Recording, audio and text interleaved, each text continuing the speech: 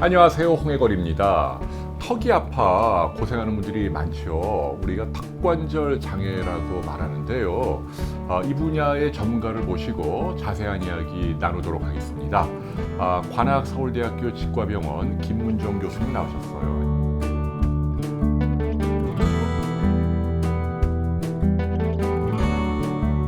안녕하세요. 안녕하세요. 네, 선생님 굉장히 영하게 보이세요. 감사합니다. 교수님 되신 지 얼마 안 되셨나 보다. 네, 아직은 그렇게 오래되진 않았습니다. 그렇구나. 방송도 많이 안 해보셨겠네요. 거의 이번이 첫 출연이나 다름이 없죠. 네. 근데 선생님 신기하게 그 서울대 치대병원은 그 연건동에 종로에 있잖아요. 네네, 그렇죠. 근데 이 건물은 관악 어디에 있는 거예요? 서울대학교 이제 관악산 밑에 있는데 거기 이제 바로 옆에다가 지역민들이랑 이제 교직원들, 학생들이 같이 진료를 받을 수 있도록 병원을 개원했습니다. 이야, 더 멋있게 지었네요. 그럼 여기는 관악구 주민뿐 아니라 뭐 다른 분들도 이용할 수 있죠? 네, 물론이죠. 네, 일로 가야겠네. 그러면 선생님이 여기서 이렇게 진료도 하시고 연구도 하시고. 네, 그렇습니다. 네. 자, 우리 김문정 교수님은 전문 과목이 치과에서도 구강내과라고 돼 있어요. 네. 구강내과는 어떤 진료 과목인지 설명해 주십시오. 저희가 흔히 치과라고 하면은 충치가 있다 아니면은 잇몸이 안 좋다 되게 그런 것 때문에 많이 가시는데 구강내과는 이제 그런 충치나 잇몸 질환 그 외의 것들에 대해서 이제 입안에 생기는 모든 병들을 다룬다고 보시면 되겠습니다.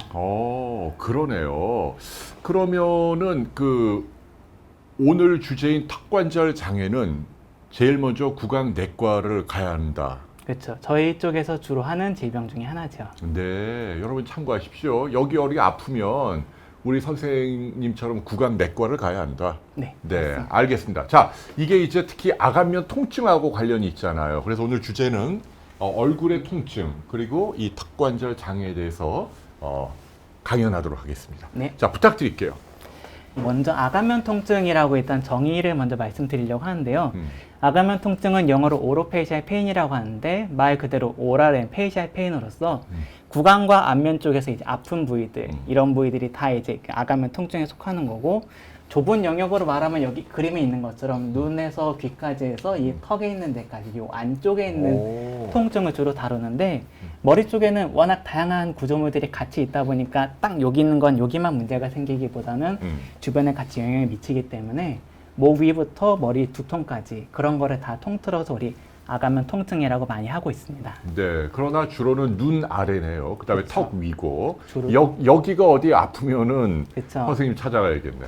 네, 좋습니다. 아간면 통증은 이제 여러 가지 때문에 생길 수 있는데 제일 많은 것들이 이제 그 머리뼈 안에 혹은 밖에 있는 구조물 때문에 머리 속에 뭐가 문제가 있다던가 아니면은 흔한 이제 치아 아니면 코 속 이런 데들이 문제가 생기는 경우들이 있고요. 그 다음으로 이제 신경혈관성 장애는 우리가 흔히 말하는 편두통 아니면 여러 가지 종류의 두통들이 포함되고 신경변병성 장애는 신경통이라고 하는 것들 흔히 가장 많은 것들이 이제 3차 신경통들이 있는데 그런 것들이 영향을 주로 미치고 있고 마지막으로 시민성 동통 장애라고 하는 거는 우리가 흔히 신경성을 아프다 그런 얘기 원인이 없이 그냥 뭔가 신경성을 아프다는 것들이 있는데 좀 사람들이 약간 많이 우울하거나 좀 많이 불안감을 느끼거나 뭔가 심리적으로 안정이 안 될 때 몸이 어딘가 아프다라고 느끼는 게 얼굴 쪽에도 나타날 수 있는데 그런 것들도 같이 있습니다. 네, 원인이 되게 많네요. 다양한 원인들이 네. 있죠. 미국에서 연구를 해보니까 아간면 통증이 생각보다 사람들이 흔하게 있어서 설문을 해가지고 지난 6개월 동안 이 아간면 통증을 느낀 적이 있냐라고 물어봤을 때 전체 인구의 한 22% 정도가 통증을 느낀 적이 있다고 합니다. 와, 22%? 네, 그렇습니다. 그리고 그 사람들이 그럼 왜 아프냐 그걸 물어봤더니 치수염, 이제 치아 쪽의 문제들, 그다음에 잇몸의 통증, 사랑니 때문에 아픈 사람 이 세 종류가 전체 88% 정도 우리가 오돈토제닉 페인이라고 해서 이 치과적 원인을 아픈 사람들인데 대부분이 아간면 통증은 치과적 원인이었고 그 다음에 나머지 중에서 절반 이상은 우리 TMJ, 턱관절의 통증이라서 치과적 원인이 아닌 것들의 대부분은 또 턱관절 통증이 차지하고 있습니다. 네, 그러니까 여기 아픈 분들이 22%인데 그 중에서 88%는 이 치아의 문제다. 네, 입안에. 그렇습니다. 그 치아가 아닌 경우에서 제일 중요한 건 이 바로 이 턱관절이다. 턱관절이죠. 네. 그래서 오늘은 제가 뭐 일반적인 치과 얘기보다는 바로 이 턱관절에 대해서 먼저 말씀을 좀 드리려고 하는데요. 턱관절은 저기 그림에 나오는 것처럼 이제 이쪽이 이제 측두골이라고 해서 템포럴 본, 여기는 이제 하악골, 그래서 맨디블이기 때문에 템포로 맨디블라 조인트라고 해서 귀 바로 앞에 이렇게 관절이 위치하고 있고요. 네, 여기가 이렇게 딱 맞물리네요. 아무튼 그쵸. 뼈끼리. 얼굴 쪽에서 이제 여기쯤에 위치하고 있고요. 네. 대개는 이런 관절들이 입을 벌리거나 음식을 씹을 때 또 말하는 데 중요한 역할들을 하고 있습니다. 관절은 이렇게 뼈로 이루어져 있지만 실제로 뼈를 움직여주는 거는 이 주변에 붙어있는 이제 근육들이고요. 또 근육과 근육이 있고 뼈랑 뼈가 있을 때 중간에 완충해 주는 디스크라고 있습니다. 야. 우리 뭐 사람들이 디스크 하면 뭐 허리 디스크다, 뭐 목 디스크다 그런 얘기 많이 하는데 실제로 보면 이 턱관절에 때 디스크가 있어가지고 기능에 되게 중요한 역할을 하고 있고요. 근데 요게 없으면 안 되겠네요. 뼈끼리 부딪히니까 그렇죠. 금방 것, 마모되겠네요. 네, 그런 것 때문에 실제로 문제가 생기는 분들도 많이 계십니다.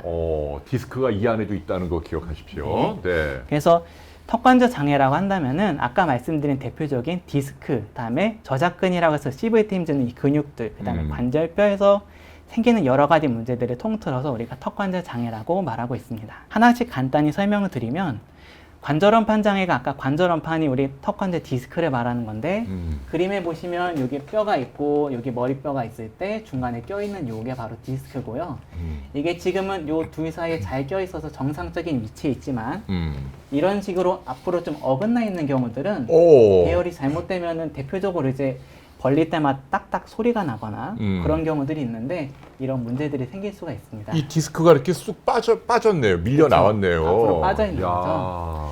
이런 것들이 있고 다음으로 이제 저작근 장애라고 해서 간단히 말하면 근육통이고 우리가 흔히 뭐 운동 많이 하거나 일 많이 하면 다음날 온몸이 쑤시고 아프고 막 그런 것들이 생기고 우리가 흔히 그런 거를 근육통이 생겼다라고 하는데 그런 일들이 똑같이 이 턱에 있는 근육에도 나타날 수가 있고요. 네, 근육의 문제. 네. 그 다음은 이제 우리가 염증성 장애라고 해서 주로 여기 나오는 아까 디스크가 있고 관절이 있을 때 이 주변에는 여러 이런 조직들에서 이제 염증이 생기는 경우 통증이라든가 움직임이 불편해지는 그런 것들이 생길 수 있는 그 염증성 장애라고 하고요. 네.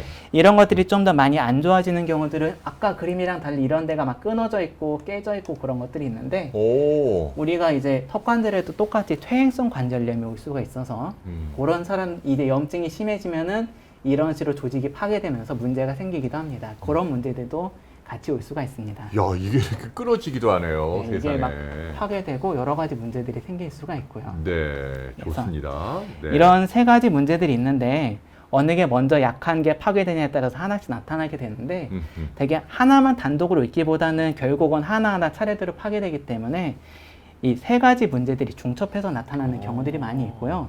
또 각각의 문제들은 서로 이렇게 상호작용을 하면서 하나하나가 서로 악화되게 영향을 주기 때문에 되게 같이 중첩되어 있고 영향을 준다고 보시면 되겠습니다. 그래서 네.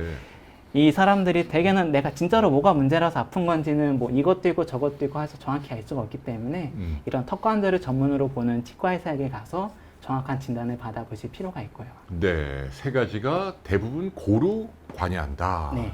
자, 이제 증상이 궁금하긴 해요.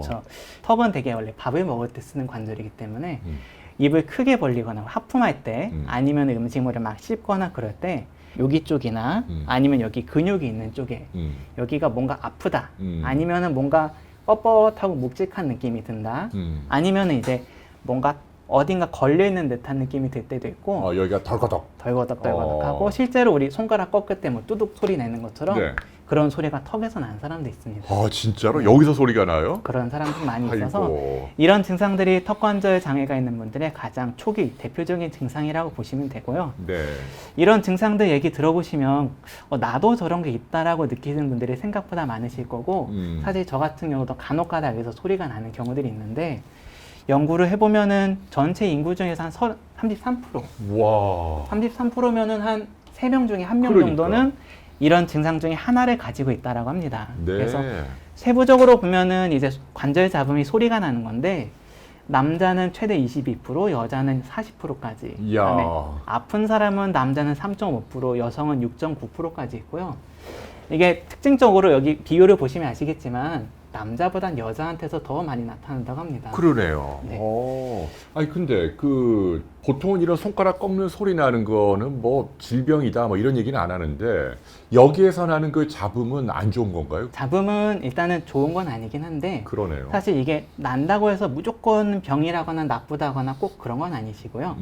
그건 이제 경우에 따라 다르지만 대개는 나는 소리가 나지만 다른 이상들이 없다고 하는 경우들이 사실은 거의 대부분이기 때문에 단순히 소리만 나는 경우들은 치료가 필요 없는 경우들이 훨씬 더 많습니다. 그러네요. 실제로는 한 33% 정도가 문제가 있지만 실제로 치료가 필요한 사람들은 5에서 7% 정도만. 그러네요. 그리고 디스크는 좀 빠져서 되게 이런 소리가 나게 되는데 빠졌어도 좀 시간이 지나면서 그 안에서 적응을 하면서 문제가 없어지는 경우들이 많기 때문에 단순히 소리만 가지고는 치료를 꼭 해야 되는 건 아닙니다. 하지만 원래 안 났는데 갑자기 소리가 나기 시작했다.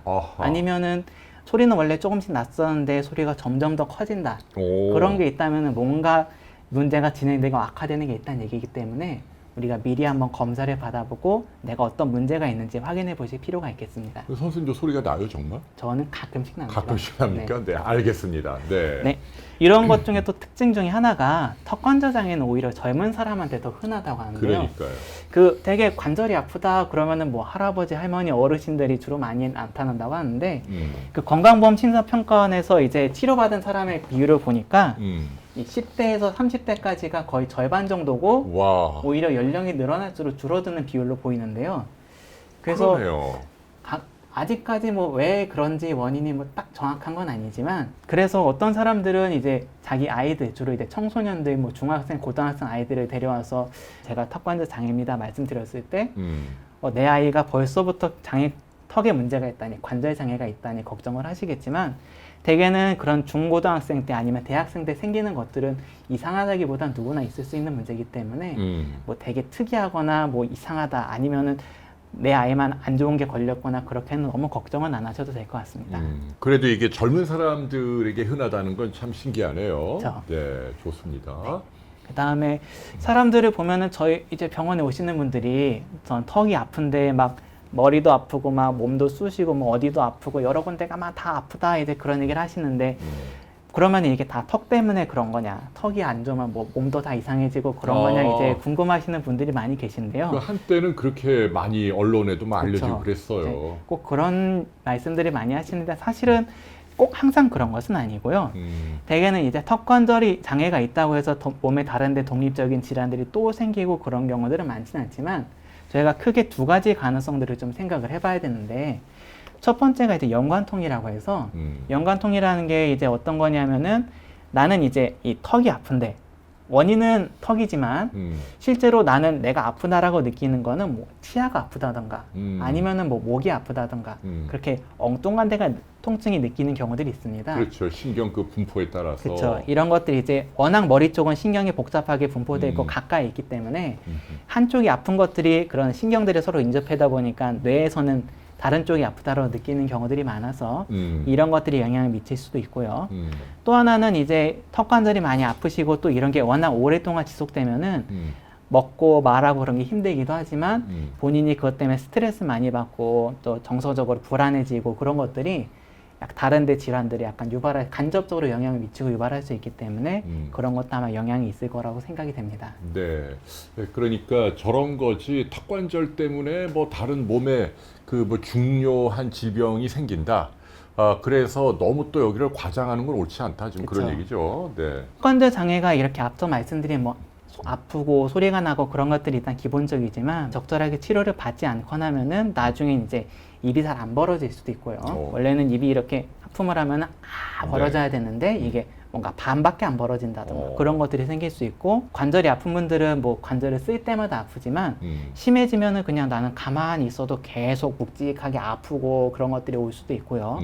나중에 심해져서 우리가 아까 말씀드린 그 퇴행성 관절염이 턱관절에도 오게 되면은 이가 물리는 것들이 이렇게 틀어지게 되고 얼굴도 이제 삐뚤어진다는 식으로 문제가 될 수 있기 때문에 초기에 증상이 생겼을 때 바로바로 검사를 받고 치료하시는 게 중요하겠습니다. 네. 그래서 원인은 이제 어떤 것 때문에 아프냐 그렇게 많이 여쭤보시는데 저희가 교과서를 보면은 되게 크게 저런 5가지를 얘기하고 있거든요. 하나씩 말씀드리면 일단 외상은 크게 거대 외상, 미대 외상 이렇게 나누는데 거대 외상이면 우리가 뭐 교통사고가 났다던가 아니면 진짜 누구한테 맞았다던가 그런 것들인데 사실 이런 일들로 오는 분들은 거의 없으시고 대부분은 이제 미세 외상이 영향을 미치게 되는데 미세 외상이라고 한다면은 이제 짜글짜글하지만 조금 작은 힘들이 반복적으로 계속 괴롭히는 경우들 그런 경우들을 우리가 미세 외상이라고 하거든요.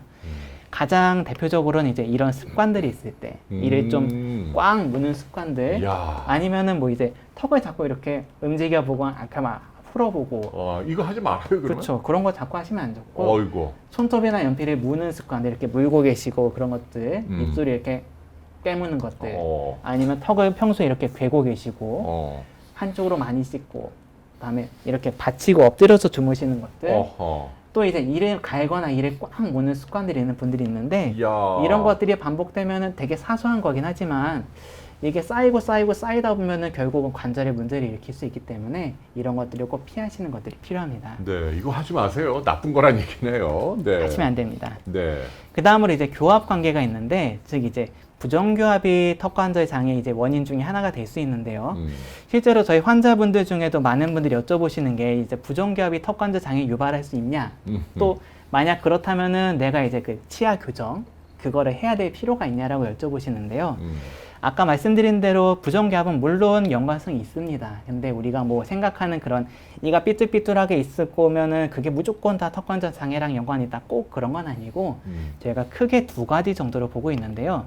첫 번째는 이제 급성 교합 변화인데 예를 들어서 우리가 그 금리를 새로 하거나 아니면 이를 좀 깎거나 그랬는데 이게 처음에 했는데 뭔가 잘 안 맞는다. 그것 때문에 이제 턱이 불안정해지면서 통증이 오는 경우들이 하나가 있고요. 또 하나는 이제 우리가 좀 어려운 말로는 이제 정형적 불안정이라고 하는데 이게 단순히 부정교합이랑은 약간은 좀 다른 개념이라서 우리가 턱관절이 편한 자세가 있고 또 이가 잘 맞는 자세가 있습니다. 근데 대부분의 사람들은 그게 거의 일치하기 때문에 뭐 크게 문제가 없지만 어떤 사람들은 턱이 편한 자세가 따로 있고 또 이가 잘 물리는 자세가 따로 있어가지고 두 개가 좀 다른 사람들이 있거든요. 그러다 보면은 내가 그냥 편하게 있을 때는 그냥 턱이 편한 자세로 있으니까 뭐 크게 문제가 없지만 이를 좀 물게 되는 것들이 자주 반복되면은 이는 잘 물리는데 그 자세는 턱이 불편하다 보니까 자꾸 여러 번 반복이 되면은 이 턱관절에 문제가 생기는 경우들이 있습니다. 네. 그래서 그런 경우들은 이제 교정 치료를 통해서 그런 것들을 바르게 잡아주는 것들이 필요할 수 있는데요. 그래서 내가 단순히 턱이 아프고 이가 부정교합이 있으니까 무조건 교정을 해야 된다라고 생각하기보다는 전문가에게 먼저 평가를 받아보시고 이게 과연 교합의 문제가 진짜로 연관된 건지 아닌지 확실하게 판단을 받아보시는 것이 좋을 듯 합니다. 네. 교합도 관여하고. 그 다음으로는 이제 스트레스인데요. 아이고, 뭐 스트레스라는 게 사실 뭐 다양한 질환의 원인 중에 하나고 뭐 실제로 턱관절에도 영향이 미칠 수 있어서 스트레스가 많은 사람들은 이제 온몸에 이렇게 긴장하고 힘을 준다고 하기 때문에 얼굴 쪽에 있는 이 두경부라는 게 머리와 목 쪽에 있는 근육을 긴장시키고 비기능적 근활성, 그러니까 우리가 밥 먹고 말할 때 쓰는 거는 기능적인 활동이고 그거 외에 아까 말씀드린 이 가는 것들, 이를 물고 있는 것들은 비기능적 근활성이기 때문에 그런 거를 증가시켜서 통증을 유발할 수 있다고 하는데요. 보면은 지금 여기 그래프를 보시면 이건 스트레스, 이건 통증, 이건 이제 근육의 긴장인데요. 이건 이제 남자친구랑 싸웠을 때 여기 스트레스가 상승하니까 통증도 올라가고 또 시험 볼 때 똑같이 올라가고 또 부모님이 오시면 왠지 모르겠는데 또 올라가고 아이고. 하여튼 이런 식으로 스트레스랑 통증이 연관이 많이 있어서 이런 것들이 연관이 있다고 합니다. 그래, 이건 뭐 만고의 진리예요. 네. 또 하나 제가 경험한 것 중에 제가 이제 군 생활을 이제 군병원에서 군의관으로 있었는데 네. 그때도 턱관절로 아파서 오는 장병들이 많이 있었는데 항상 보면은 이제 2등병이나 1병이나 그런 사람들이 많이 오고 병장은 잘 오지는 않더라고요. 그러네. 병장 왕이니까. 다 이유가 있겠죠, 그것도. 네. 아유, 그렇습니다. 그냥 막 계급이 낮을 때 힘들어요. 네. 알겠습니다. 오죽하겠습니까? 네. 그 다음으로 이제 신부통증 유입이라고 있는데 어허, 말이 좀 뭐예요? 어렵지만 결국은 이제 신부통증, 즉 주변에 어딘가 아픈 게 있을 때 아프면 이제 턱도 똑같이 아파지는 경우들이 있거든요. 예를 들어서 이제 우리가 잇몸 질환이 심해서 음식을 씹을 때 치통이 있다던가 아니면 이제 사랑니가 부어서 사랑니가 아플 때 아니면 목 어깨가 아프거나 그럴 때도 이런 통증들이 이런 턱을 더 긴장하게 하기 때문에 문제들이 생길 수가 있고요. 또 다음 원인으로는 이제 이상 기능 활동은 앞서 말씀드린 우리 일에 가는 것들, 일에 꽉 무는 습관들인데 이런 힘들은 이렇게 표를 붙이게 되면 여러 가지 내용들이 있는데 결국은 힘도 더 세고 약간 불안정하게 생리적이지 않고 또 원래 보호성 반사라고 과도한 힘이 가해지면 보호를 해줘야 되는데 이것도 적어지고 그래서 결국 병적 효과가 나타나는 식으로 일반적으로 우리가 뭐 밥을 많이 먹어서 턱이 아파지는 것보다는 그때보다 더 안 좋고 안 좋은 방향으로 이런 이상기상한테 작용하기 때문에 이가리가 있을 경우는 더 많이 턱에 안 좋은 영향들이 미칠 수가 있습니다. 네. 이거는 무슨 뭐 약간 물리학 같은 느낌이네. 뭐 이렇게 힘이 가해지는 방향 이런 게 또 관여한다는 약간은 얘기. 구조적인 문제고 그러기 때문에요. 네. 근데 이런 것들 이제 원인들을 말씀드렸는데 또 하나 이제 사람들을 보다 보면은 원인들을 이렇게 여러 가지가 있지만 사람들을 보면 이제 이런 분들인데 나는 진짜 일을 엄청나게 열심히 해가고 밤마다 빡빡빡 소리내서 간다고 하는데 정작 턱은 하나도 안 아픈 분도 계시고 나는 진짜 조심해서 딱딱한 거 절대로 안 먹고 그러는데 나는 그래도 턱이 아프다는 분들도 계세요. 그래서 그거는 왜 그러냐 하면은 이런 원인들이 있을 때 단순히 이게 있다고 해서 꼭 생기는 건 아니고 이런 안 좋은 것들과 우리 정상 기능 활동, 밥 먹고 말하고 생활하는 것들이 더해진 게 흔히 이제 생리적 내성이라고 하는데 이게 참 무서운 말이네. 네. 이게 만약 이게 더 좋다, 생리적 내성이 충분하다 그러면은 그때는 괜찮은데 물론 그래도 결국은 언젠가 탈이 나고 문제가 생길 수 있겠지만 만약 이제 이런 것들이 반대로 뒤집어져서 저쪽이 더 심해지면은 그때 이제 아프네. 그때는 이제 통증이 생기고 문제가 생기고 여러 가지 안 좋은 것들이 발생하게 되는 거죠. 이게 생리적인 내성이라는 말이 이게 솔직히 좀 유전적으로 타고나는 거 아니에요? 약간은 그런 것도 있습니다. 그러니까 뭐 담배 많이 펴도 폐암 안 걸리는 사람도 있단 그쵸. 말이에요. 예를 들자면 그거랑 좀 비슷한 거네요. 그거랑 비슷하다고 보시면 됩니다. 네, 좋습니다. 네. 그래서 이런 사람들이 있을 때 저희가 이제 여러 가지 검사를 통해서 이제 어떤 문제가 있냐 확인하게 되는데요. 첫 번째는 이제 당연히 뭐 엑스레이 비롯한 여러 가지 영상 검사를 하게 되는 거고 네. 대표적으로 기본적인 방사선 사진들을 찍게 되고요. 사진은 이제 이런 전체 보는 사진, 관절만 따로 보고 교합관계랑 턱의 위치를 보는 이런 사진들을 찍게 되고요. 그 다음으로는 이제 관절 뼈가 안 좋거나 어떤 다른 이상이 의심되는 분들은 네. 이런 CT를 찍어서 이 뼈에 문제가 있는지 네. 예를 들어서 이분 같은 경우는 퇴행성 관절염이 있어서 CT를 찍었는데 이쪽은 뼈가 괜찮지만 여기는 이렇게 막 울퉁불퉁하게 완전히 문제가 다르네. 있는 것들이 보이시죠? 여기 지금 그 디스크 부위를 얘기하는 그쵸. 건가요? 여기 요 사이가 이제 디스크가 껴있고 예. 이 뼈의 표면이 이렇게 매끈하지 못하고 우둘두둘해요. 네. 우둘두둘한 여기하고 것들이 여기가 완전 차이가 나네. 완전히 좀 다르죠? 네. 이런 것들이 이제 관절염이 있어서 저보다 정확하게 관절염 여부를 확인하기 위해서 제가 CT를 찍어보게 되고요. 네. 또 하나 이제 MRI 같은 경우는 이제 CT는 주로 뼈랑 그 주변 다른 염증 조직들을 보려고 찍는 거고 MRI는 이제 다른 것들도 보이기 때문에 이런 디스크 위치 아까 말씀드린 요 까맣게 있는 게 지금 디스크인데 지금 보면은 이 사람 같은 경우는 이 뼈랑 턱뼈랑 머리뼈 사이 잘 있지만 요 끝에 보면은 이 턱뼈가 있고 머리뼈가 있는데 디스크 앞에 이렇게 나와 있고 또 밀려 나온 나와 것도 이렇게 좀 구겨진 것처럼 나와 있는데 이런 식으로 디스크가 실제로 문제가 있는지 또 어떨 때는 근육의 부종이나 염증이 있는지 그런 거 확인하기 위해서 이런 검사들이 시행하게 됩니다. 네.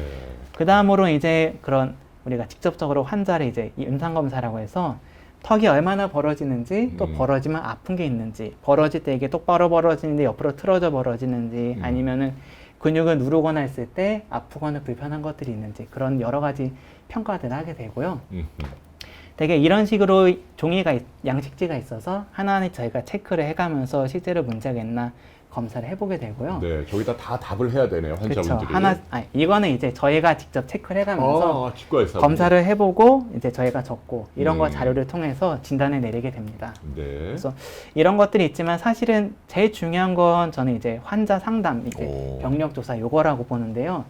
병원에 오시는 분들 중에 많은 분들이 나는 이제 치과도 가고 뭐 정형외과도 가고 가봤는데 검사를 해봤는데 아무런 이상이 없다라고 말하더라. 근데 나는 아프다. 이렇게 말하는 분들이 많이 계신데 실제로 턱관절 장애 중에 좀 초기인 경우라거나 아니면은 근육성 장애의 경우에는 이런 임상검사나 영상검사로는 보이지 않는 경우들이 많아서 네. 실제로 이제 그런 것보다는 이 환자 상담을 통해서 이런 환자의 상태를 파악하고 그걸 통해서 정보를 얻는 것들이 상당히 중요한 부분이거든요. 그래서 저희가 이제 오시면은 주소. 그러니까 뭐가 제일 불편한가? 네, 요 주소라는 게 여러분 그 사는 집 주소가 아니고 그런 게 아니고 이게 취입 컴플레인트 이렇게 네. 중요한 소견 그렇습니다. 증세가 뭐냐 이런 뜻이에요. 그래서 네.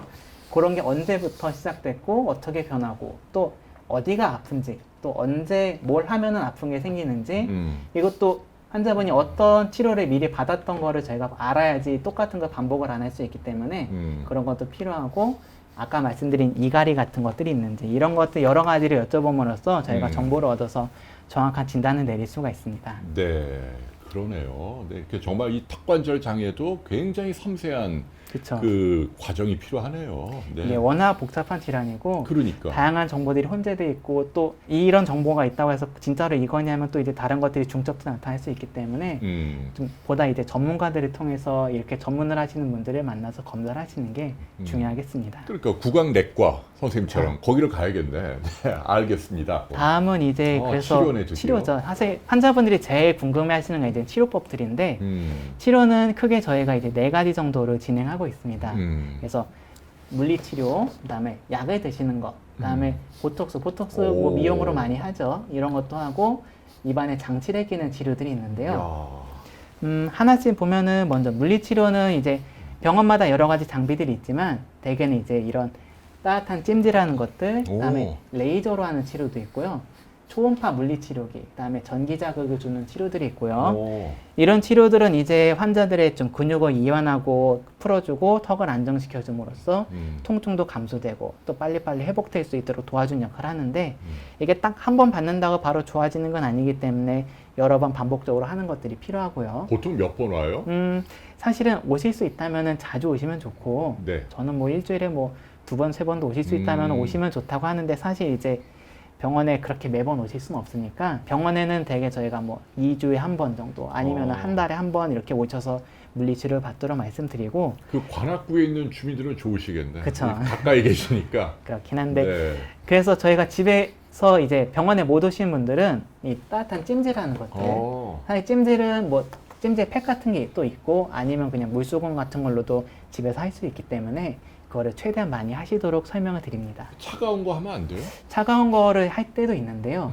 그때 이제 어떤 사람들은 차가운 게 좀 더 도움이 될 때도 있고 따뜻한 게 도움이 될 때도 있지만 일반적으로 턱관절 같은 경우는 많은 경우 따뜻한 온찜질이 도움되는 경우들이 많아서 그렇군요. 대개는 저희가 온찜질을 먼저 권유드립니다. 네, 여기 아플 때는 아무튼 차가운 거보다는 뜨거운 걸로. 네. 네.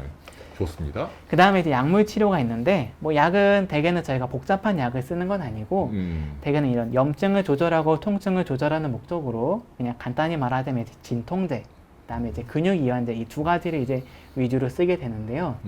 약은 어디까지나 이게 통증을 줄여주고 근육을 풀어주기 때문에 좀 증상이 완화되고 환자들이 좀 더 빨리빨리 좋아질 수 있도록 도와주는 역할을 하지만 어디까지나 이게 원인을 조절하고 없애는 건 아니기 때문에 약에만 너무 의존하기보다는 이런 물리치료나 이런 다른 방법들을 통해서 좀 더 열심히 해보시는 게 더 좋을 것 같습니다. 네, 알겠습니다. 하지만 이제 아픈 게 있다고 너무 참거나 그러시면은 오히려 그것도 안 좋기 때문에 그럼요. 통증이 있을 때는 이제 대개 이제 전문가 선생님들이 판단을 하고 적절한 약을 처방해 주시니까 믿고 복용하시는 편이 더 좋습니다. 여기다 이제 먹는 진통 소염제가 중요하네요. 그쵸. 근데 사람들이 저거를 자꾸 대중요법으로 그냥 진통제 역할만 하고 이렇게 염증을 가라앉히는 그런 기능은 잘 모르시더라고요. 그쵸. 근데 선생님 의견은 저것도 아플 때는 열심히 먹어야 한다. 가능하면은 처방 받으신 약은 꾸준히 드시는 게 좋습니다. 보통 얼마나 처방해요? 사람마다 좀 다르긴 한데 대개는 그렇게 그게 문제가 오래되지 않은 간단하신 분들은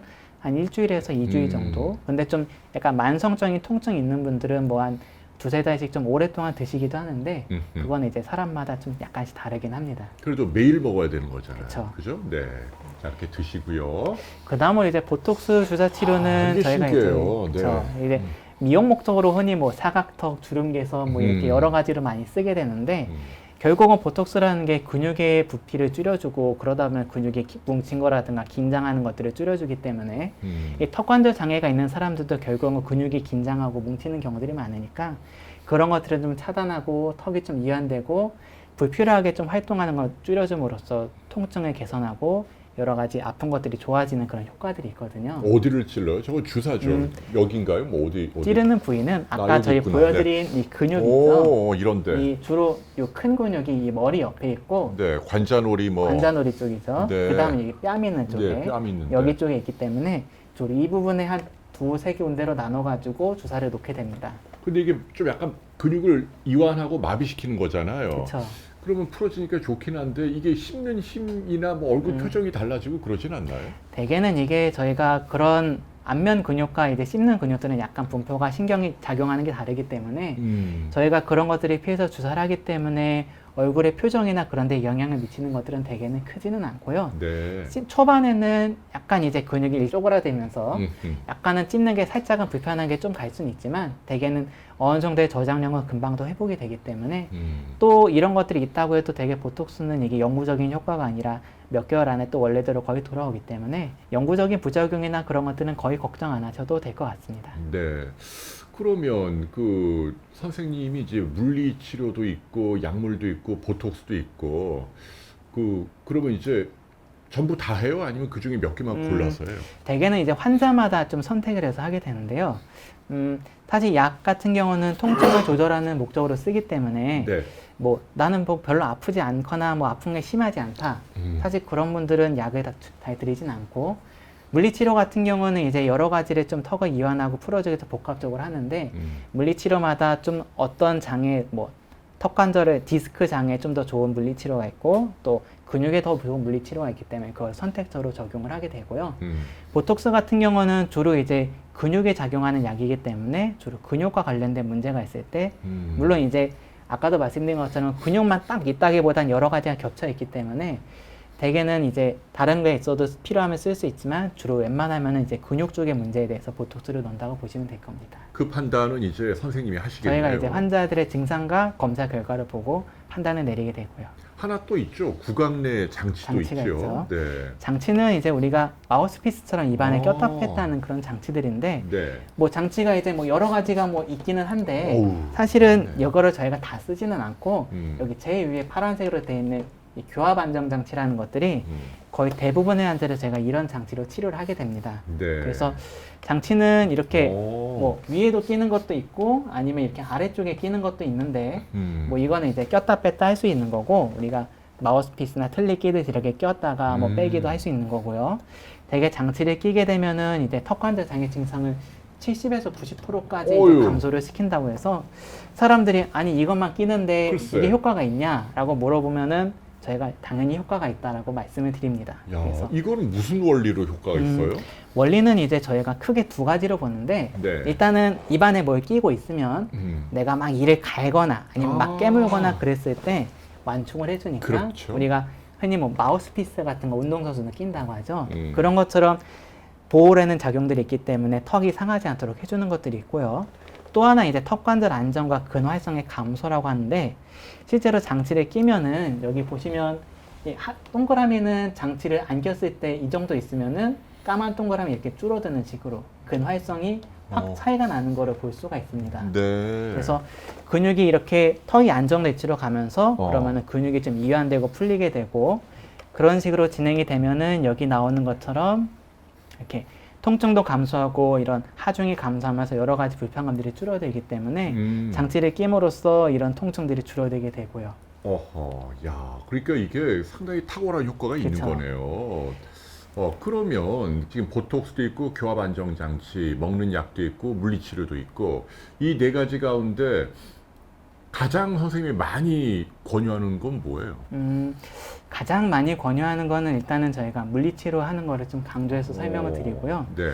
사실 다른 약이라든가 보톡스 주사 같은 경우는 약간은 좀 보조적인 요법으로 저희가 진행을 하고 사실 물리치료 다음으로 중요한 거는 입안에 그 장치를 끼는 치료들이 중요하다고 보시면 되겠습니다. 근데 현실적으로는 저는 이게 더 무게감을 느끼는데요. 왜냐하면 물리치료 병원에 계속 와야 되잖아요. 그렇죠. 요 녀석은 딱 하나 처방받아서 집에서 계속 낄 수 있으니까 이게 아주 가장 중요한 치료의 핵심처럼 느껴지는데 말이에요. 그렇습니다.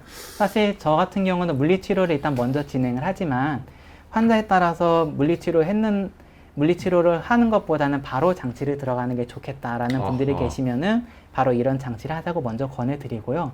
또 물리치료를 해서 또 그래도 바로 반응이 온다면 괜찮겠지만 뭐 한두 번 봤는데 크게 차도가 없다 그러면은 너무 이렇게 오래 끌기보다는 바로바로 장치로 넘어가는 편들이 환자들의 편의에 있어서 훨씬 더 좋습니다. 그러면 죄송한데 이제 그 앞으로 좀 돌아가서요. 그 네 가지를 보여주신 큰 숲을 보여주는 네. 요건데 요 네 가지 가운데 비용을 좀 여쭤보려는 거예요. 물리치료는 한 어느 정도 비용이 들어요? 사실 물리치료 같은 경우는 저희가 이제 다 보험이 적용되는 치료이기 때문에 음. 환자 본인 부담금은 대개 각각 해봐야 뭐 몇천 원 수준 아이고. 이하로 되기 때문에 몇천 원? 그렇습니다. 아야. 시간은 얼마나 걸립니까? 시간은 이제 물리치료를 만약 이것저것 하시게 되면 하나당 한 짧으면 한 5에서 10분 정도, 길면은 한 20분 좀 넘게 할 수 있기 때문에 네. 여러 개를 한꺼번에 받고 가시면 한 30분에서 좀 길게 하시는 분들은 1시간 정도 그렇게 하시게 되고요. 뭐 아프지는 않겠죠? 아프진 않습니다. 네. 물리치료는 저희가 아프게 하는 건 절대로 아니고 풀어주려고 하는 거기 때문에 음. 그런 거랑은 전혀 상관없습니다. 약물 치료는 비용이 어때요? 약도 마찬가지로 웬만하면 다 보험이 들어가는 거라서 네. 크게 부담이 되지는 않으실 거고요. 이것도 뭐 몇천 원, 몇만 원 수준인가요? 뭐 아마 거의 그럴 겁니다. 아유, 우리나라 진짜 좋은 나라예요. 자, 요거는 비쌀 것 같은데. 보톡스는 그쵸, 이게 보험이 되는 치료가 아니기 때문에 네. 비용이 좀 나와서 이게 한 물론 이제 보톡스가 요즘은 워낙 대중적으로 많이 하고 여러 군데서 국산도 많이 나왔잖아요. 그렇기 네. 때문에 어떤 군데서 좀 더 싸게 많이 하는 경우도 있지만 저희 같은 경우에 이제 정품을 써가지고 또 단순히 미용 목적이 아니라 이제 치료 목적으로 하는 경우들은 용량이나 그런 것들이 정확하게 좀 확실하게 넣는 것들이 중요하기 때문에 저희 병원 같은 경우는 한 이제 20에서 30만 원대 정도. 한쪽 당? 아니 이제 이거를 여기만 하는 경우들이 있고 위아래 같이 하는 경우들이 있는데 만약 이렇게 같이 한다고 했을 때는 그때 한 30만 원대 정도 이렇게 합니다. 그러네요. 30만 원 정도면 그래도 많이 아픈 분이라면 그쵸. 뭐 이게- 무슨 뭐 공연을 한다라든지 강연이나 무슨 그쵸. 뭐 데뷔를 해야 그런 부담스러울 때 계속 아프면 그렇다고 막 먹는 것도 이거 딱 주사 한 대 맞으면 저게 한 5, 6개월 간다는 얘기죠. 그렇죠. 근데 비용이 한 30만 원, 2, 30만 원. 그렇습니다. 자, 마지막으로 요건 얼마나 들어요? 장치가 사실은 제일 네. 비싸긴 한데 이것도 보험이 안 되나 보네. 보험이 되지 않습니다. 아이고, 왜 그러냐. 그래서 네. 장치는 지금 한 90만 원이 좀 넘는 비용 정도로 하게 되는데요. 이 녀석이 그렇죠. 좋은 치료긴 한데 비싸네. 사실은 90만 원. 제일 효과로만 보면은 제일 좋은 치료긴 한데 아하. 그래서 사실은 만약 하실 수만 있다면 저도 모든 환자들이 이 장치를 다 끼시면 좋겠지만 뭐 그렇다고 모든 환자들이 다 이런 돈을 낼 수는 없기 때문에 일단은 먼저 저희가 물리치료는 값싸면서도 간단하게 적용할 수 있고 또 효과도 어느 정도 있기 때문에 이런 치료를 먼저 권해드리고 이런 치료에 잘 반응하지 않거나 아니면 애초에 좀 많이 심하다 그런 분들은 바로 이런 장치를 권해드리고 있고요.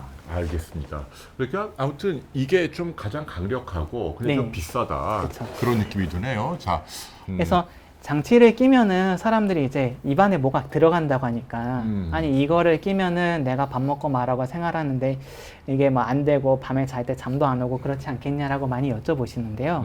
실제로 제가 이제 뭐 수백 명 환자들의 장치를 껴보고 그랬을 때 뭐 장치 때문에 이렇게 불편감을 유발해서 장치가 불편해서 나는 못 끼겠다 그런 분들은 거의 없으시고 하루 종일 뭐 계속 끼는 건 아니고 대개는 주무시는 시간 위주로 한 10에서 11시간 정도 이렇게 잘 미니멈 때만 하는군요. 그렇죠. 물론 이제 좀 증상이나 그런 거에 따라서 어떤 분들은 낮에도 많이 끼시면 좋다라고 설명을 드리는데 대개는 낮에는 뭐 말도 하고 사람도 만나고 일도 하고 그러면은 입안에 뭐가 끼고 있는 게 좀 불편하고 그럴 수 있으니까 적어도 주무시는 시간 포함해서 10시간, 11시간 이상은 끼시면은 충분한 효과를 볼 수 있다라고 말씀드리고요. 또 이걸 낀 채로 뭘 드시거나 마시거나 그런 건 아니기 때문에 음식을 드시는데 영향을 주지는 않고요. 네. 물론 이제 그래도 업종에 들어가면 당연히 불편한 게 좀 없는 건 아니지만 대개는 며칠 정도 반복적으로 끼게 돼서 적응이 되면 그런 불편감들은 사라지기 때문에 불편감 때문에 못 끼시는 거는 걱정은 안 하셔도 될 것 같습니다. 그 밤에 이갈이 심한 분들 있잖아요. 네네. 여기 아프진 않은데 그런 분들도 이거 끼면 좋나요? 그런 분들은 이런 걸 끼시는 게 중요하죠. 이게 이갈이. 그쵸. 이게 아프지는 않다고 해도 이를 많이 갈면은 통증은 없지만 치아도 많이 마모가 되고 상하고 나중에 깨지고 뭐 그런 것들이 생길 수 있기 때문에 나중에 그러다 보면은 이가 깨져서 막 이도 빼야 되고 찌어놓은 치아도 깨져서 벗겨내고 새로 해야 되고 그럴 수 있으니까 보호하는 차원에서 장치를 끼는 거를 좀 생각해 보실 필요가 있습니다. 알겠습니다. 자, 또 볼까요? 네. 장치를 쓰면은 또 이제 환자분들이 여쭤보는 게 이걸 끼면은 인터넷 찾아보니까 이가 막 틀어지고 문제가 생긴다. 이제 그런 얘기를 많이 들어서 오시는데 실제로 물론 이제 장치 중에는 어떤 장치는 이제 잘못 쓰거나 그러면 이가 실제로 틀어지거나 그런 경우들이 있어서 문제가 될 수 있지만 저희가 쓰는 거는 이제 규합 안정 장치고 이거는 치아에 힘을 가거나 그런 건 아니기 때문에 거의 대부분의 환자들은 장치로 인해서 부정교합이 이가 틀어지는 게 생기는 경우들은 거의 나타나지는 않고요. 근데 대신 이제 장치 때문이 아니라 퇴행성 관절염이 기존에 있으신 분들은 치료 목적으로 여러 가지 치료를 하지만 그 관절염 때문에 부정교합이 생기는 경우들이 있을 수 있고 또 장치는 이제 정기적으로 한 2, 4주에 한 번 정도 체크를 계속 받아야지 되는데 어떤 분들은 이제 오늘 받아가셨는데 한 반년 뒤에 나타나시면은 그렇게 체크를 안 받고 끼시면은 그런 분들한테서는 이제 이가 약간 틀어지는 경우들이 있을 수 있기 때문에 정기적으로 체크만 받는다면 부정교합은 거의 걱정은 안 하셔도 되겠습니다. 네, 그렇군요. 네. 자, 또 환자분들 중에 이제 인터넷이나 그런 데서 이제 뭐 이갈이 보호 장치 뭐 그런 것들이 많이 판다고 하는데요. 이런 것들을 쓰는 게 이제 어떠냐라고 여쭤보시는 분들도 있는데 사실 목적에 맞지 않는 이렇게 장치를 사용하면 이제 우리가 부작용 같은 게 생길 수 있다고 해서 잘 권해드리진 않는데요. 그럼요. 이게 전문가가 보고 좀 맞춤형으로 이렇게 되겠죠. 그렇죠. 당연히. 그런 것들이 문제가 생길 수 있고 또 이제 우리가 연성 교합 장치라고 해서 되게 이제 우리가 실리콘 같은 걸로 좀 약간 말랑말랑한 것들 이렇게 좀 손으로 움직이면 약간씩 휘어지고 그런 것들이 이제 뭐 외상에 대한 보호 목적 아까 우리 말씀드린 뭐 축구 선수나 운동 선수들 권투 선수들 이제 보호 목적으로 잠깐 끼는 목적으로 저런 걸 끼기도 하는데 저런 건 이제 뭐 잠깐 동안 운동할 때 뭐 할 때 끼는 거는 오히려 치아를 보호할 수 있으니까 좋다고 하지만 이런 장치를 가지고 이제 이갈이를 치료한다거나 턱관절 장애를 치료하는 건 이제 잘 권하진 않고 오히려 나쁠 수 있다라고 하는데 저런 장치를 끼면 이게 말랑말랑 하다 보니까 오히려 이렇게 딱딱딱 더 물어보게 된다고 하고요. 그러면은 자꾸 턱을 더 쓰게 되니까 오히려 통증이 심해지는 경우도 있고 장치가 이게 또 임의로 본을 떠서 만들거나 그 인터넷 파는 거 그냥 구입해서 하는 경우들은 잘 안 맞는 경우들이 있어서 이가 맞는 게 틀어지거나 그럴 수 있기 때문에 주의해서 사용하실 필요가 있겠습니다. 그럼 인터넷에서 파는 이런 것들은 이제 말랑말랑한 거고 주로 그런 지금 것들이 치료용으로 쓰는 교합 장치는 좀 딱딱합니까 재질이? 딱딱한 재질이죠. 원료는 뭐예요? 원리는 이제 저희가 레진이라고 해서 합성 수지 같은 치과에서 거구나. 쓰는 이제 플라스틱 같은 건데 우리 레진이라는 게 이제 치과에서 뭐 이색깔 나는 충치 떼우는 재료도 있지만 이제 어르신들 틀니 만들 때 쓰는 재료도 이제 레진이라고 하는데 이제 그거랑 비슷한 재료고 색깔만 좀 투명하게 다르다라고 보시면 되겠습니다. 네, 그러니까 이런 것들을 그냥 인터넷에서 함부로 쓰는 건 좀 곤란하다. 그거는 좀 약간 곤란할 수 있습니다. 네, 좋습니다. 또 이제 환자분들이 걱정하시는 게 이게 턱관절 장애가 생기는 사람들은 오래 가면은 막 몇 년씩 계속 아프거나 그런 분들도 있어서 내가 이게 자꾸 나빠지면 나중에 뭐 수술해야 되는 큰 병이 되는 게 아닌가라고 걱정을 많이 하시는데요.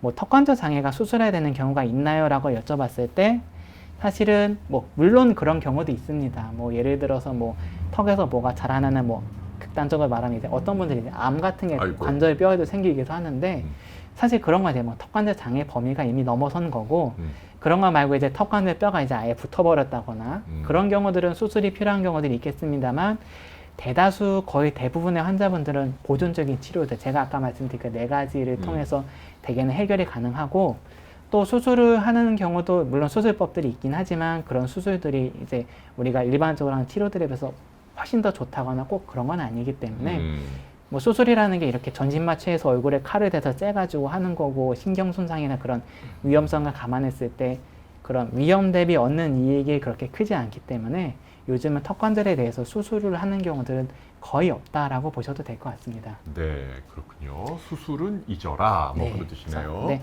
수술까지는 아니지만 이제 저희가 이제 이런 관절강 주사 치료라고 해서 주사. 뭐 무릎이나 어깨도 주사 치료가 있는 것처럼 턱관절에도 똑같이 이제 주사 치료가 있습니다.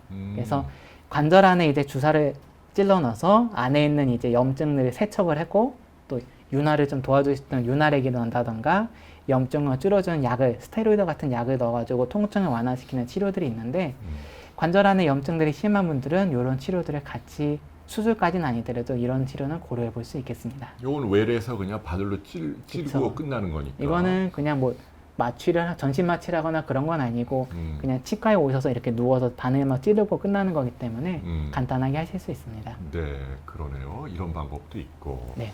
환자분들이 네. 제일 궁금하신 거는 이제 실제로 아프신 분도 있지만 나는 아직은 안 아픈데 이런 얘기 들으니까 그럼 내가 어떻게 하면 좀 이거를 지키고 관리하고 예방할 수 있나 그런 걸 궁금하실 수 있겠는데요. 네.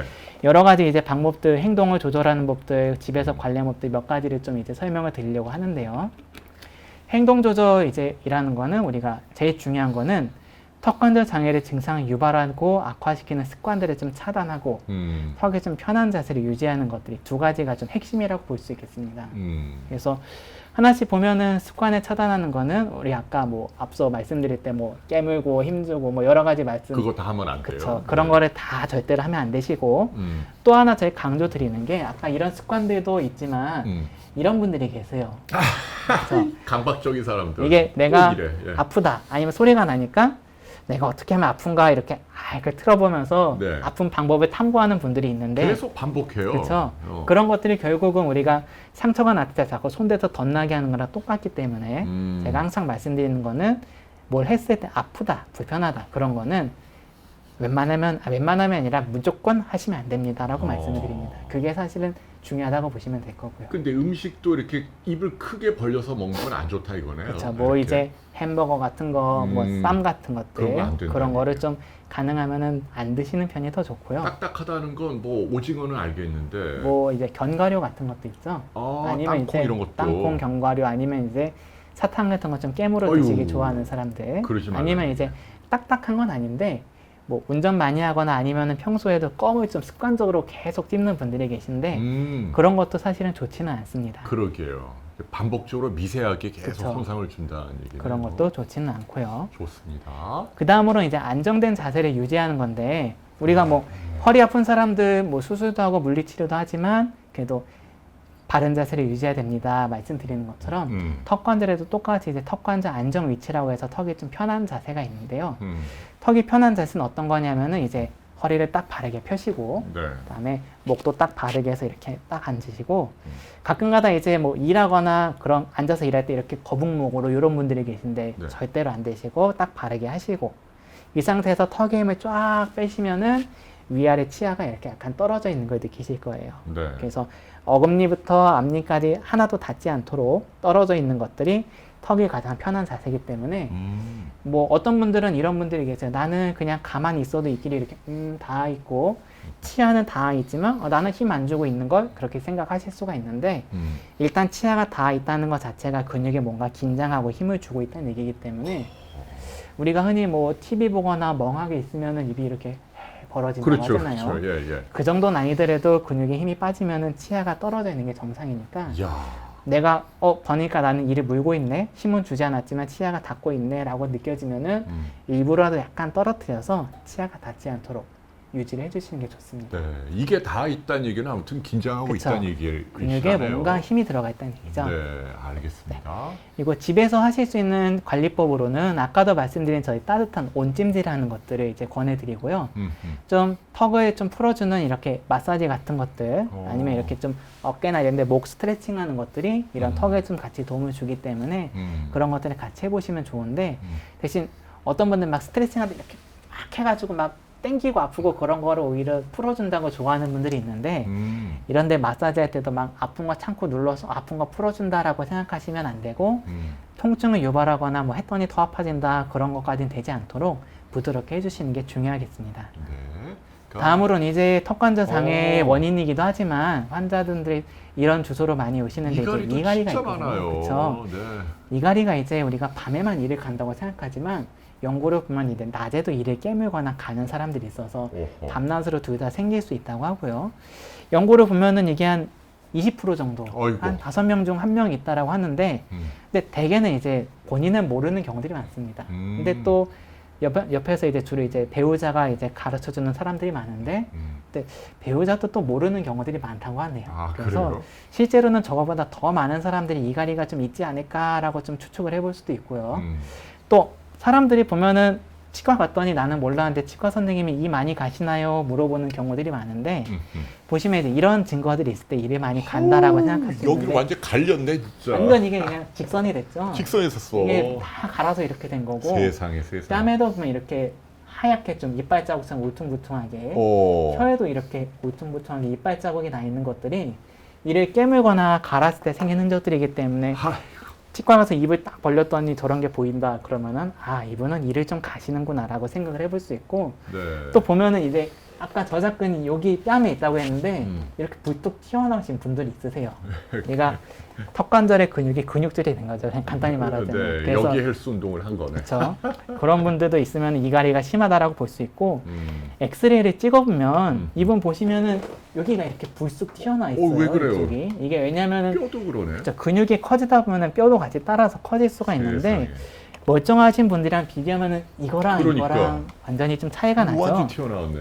저런 것들 봐도 아 이분이 좀 일을 많이 가는구나 라고 한번 생각을 좀 해볼 수가 있겠습니다. 네. 그러면 이가리는 어떻게 하란 말이에요? 원인은 왜 생기는 거예요? 원인은 이게? 사실은 원수 뭐 원한이 많아서 물론 그건 이제 아니겠죠? 네. 원한이 많아서 생길 수도 있겠지만 아직까지는 이가리가 왜 생기는지는 정확히는 잘 밝혀지진 모르는구나. 않았다고 합니다. 근데 아. 원인은 모르지만 아마 이런 것들이 있으면은 이가리를 더 갈게 할 수 있다고 하는데 스트레스는 항상 나오죠. 이런 것들이 있고 밤에 잠을 잘 못 주무시는 경우들이 이가리가 생길 수 있다고 하고 또 알코올, 역시. 술이죠. 술이나 아니면 이제 약간 수면제 같은 그런 약물들이 이를 갈게 할 수도 있다고 합니다. 네.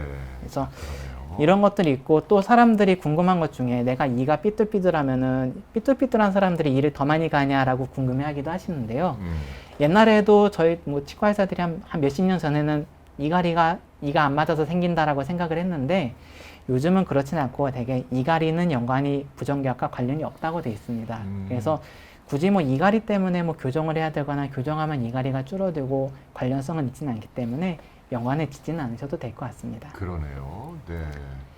이가리가 있는 경우들은 이제 저희가 여러 가지 치료들을 하는데 비슷하네요. 턱관절 아까 치료랑 더해 턱관절 치료하고. 결국은 이가리가 있는 분들이 턱관절 장애가 생기고 음. 턱관절 장애가 있으면은 또 이가리가 심해지기도 하기 때문에 치료법은 크게 다르지 않습니다. 그럼 이 교합 안정 장치도 똑같은 건가요? 똑같은 장치를 쓰게 됩니다. 그렇구나. 그래서 좀 딱딱한 거. 그렇죠.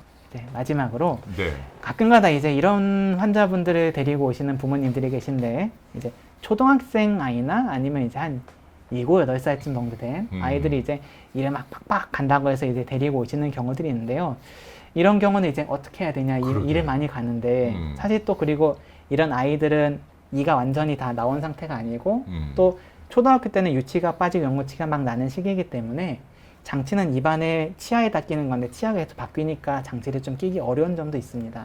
그래서 이런 경우들은 사실은 뭐 이가리가 있다 그러면 치료하기 좀 어려운 것도 있긴 한데 대신 이제 성인이랑은 어린이의 이가리는 좀 달라서 대개는 이제 아이들은 이가리가 있다고 해서 이게 뭐 치아가 상하거나 턱이 상하거나 그런 일들은 그렇게 흔하지는 않고요.